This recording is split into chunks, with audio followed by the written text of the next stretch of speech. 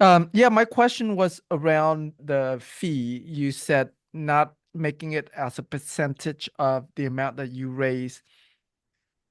Does it means regardless what you call that fee is, whether you're gonna call that fee a due diligence fee or an underwriting fee, whatever you call that fee is irrelevant if it's being calculated as a percentage of the amount that you raise. Is that correct?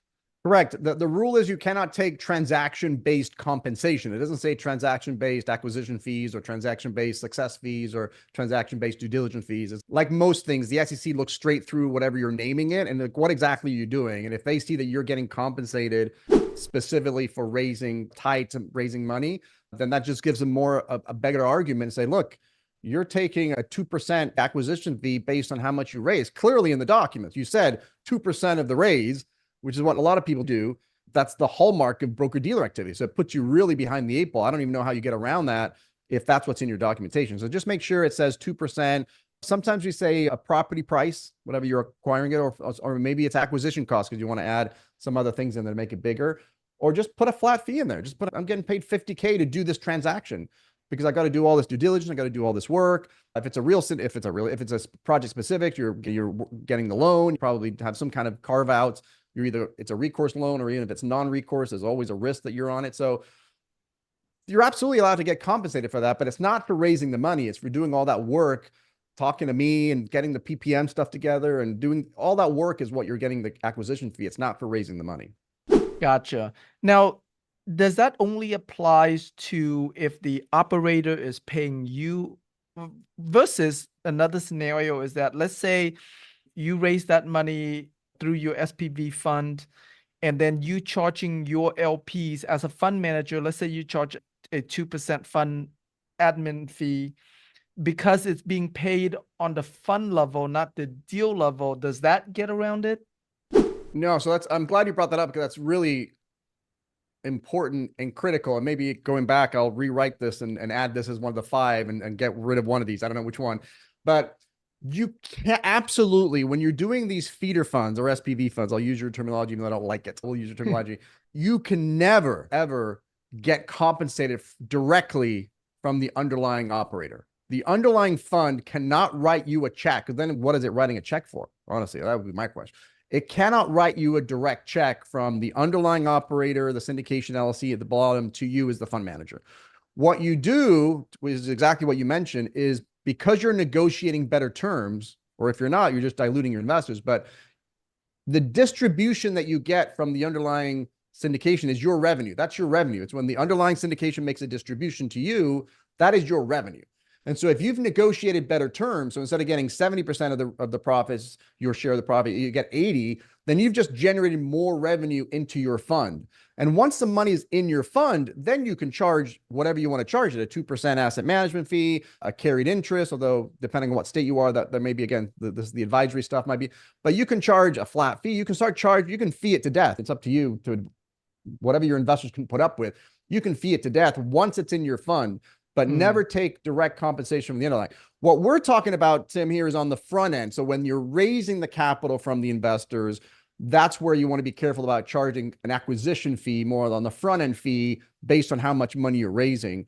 From the bottom up, in terms of carried interest or asset management fees or whatever ongoing refinance fees, construction management, all those fees that you want to charge your fund, as long as you're charging your fund and you've disclosed that to your investors, you can do whatever you want. You can't take a direct compensation from the underlying syndicator. Okay. What if you, yeah, so let's say instead of taking it directly from the underlying syndicator, that syndicator pays that, for the lack of better term, 2%. Instead of paying it to you, they pay that 2% to your fund, and then you're charging your fund the 2% fund admin fee. Is that okay? Even though it might be the exact same 2%, but the way it Yeah, flows through that to the may be what we fund. call it. Yeah, there's a terminology in the securities world called a disguised commission. And so that starts to look very much like a disguised commission. So if it's the exact amount of money that's coming in through this thing and it all works its way up the system and then ends up in your pocket. That to me looks like a disguised commission. You want to charge traditional fees. So it's very common in the securities world, in the private equity world, like I said, to negotiate better terms, which can be typically the better terms are a discount on the carried interest. So the sponsor takes, like I said, instead of taking 30%, they take 20%, they take 10%. That generates more revenue. Or maybe on the acquisition side, maybe they took an acquisition fee, which is they can. Maybe they take a 2% acquisition fee on the front end, but I negotiate, they only take a 1% acquisition fee for them. And so you get that benefit.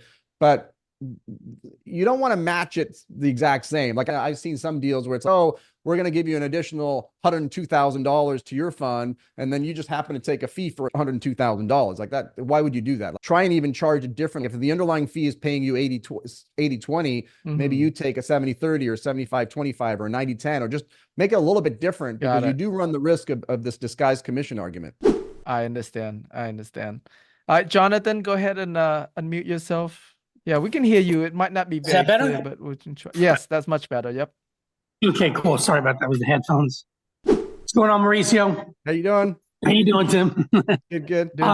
What I just really wanted to know something more of a broad kind of question, and I've always wanted to know this, which was, okay, so someone's going to go get into being into a fund of funds. What incentive, what triggers someone to decide to do that? Like the opportunity cost. I'm going to make a fund of funds, or I'm going to participate in a fund of funds instead of whatever, an SP, whatever you don't want to call it. And just like, what is the driving thing that gets someone to want to do that? Is it the fact that they discover they have access to certain things, or can you talk about that a little bit?